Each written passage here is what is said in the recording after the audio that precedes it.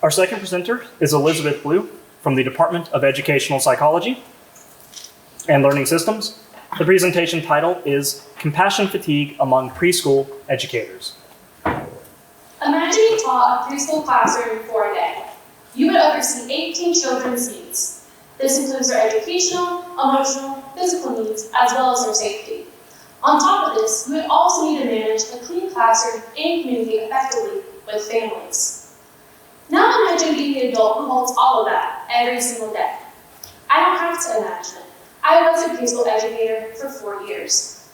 And over time, I began to feel the weight of caring so much for so many people, but I didn't have the words for what I was feeling.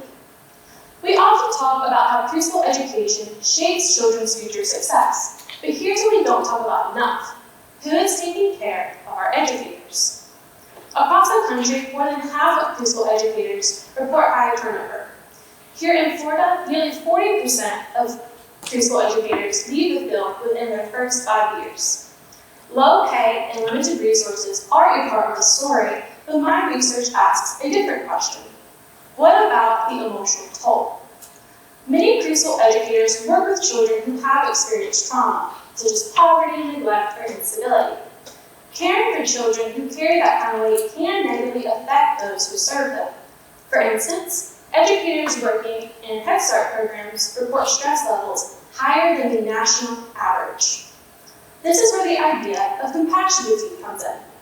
Compassion fatigue has been dubbed the cost of caring, and is the emotional toll that can happen when one cares deeply for those who are suffering.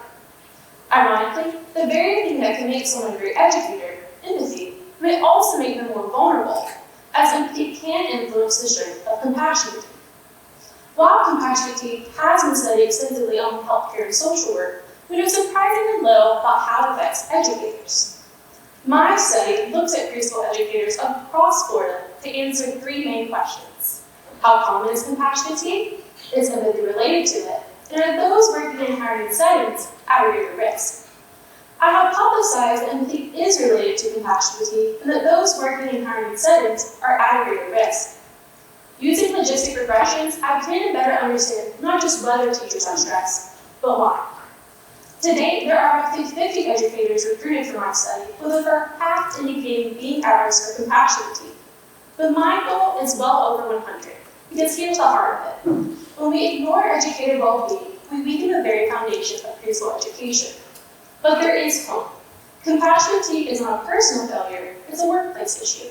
And when we recognize it early, we can build better programs, policies, and systems to better support our educators. We ask preschool educators to support and nurture our next generation. But my research asks something simple in return. How can we nurture them? Thank you.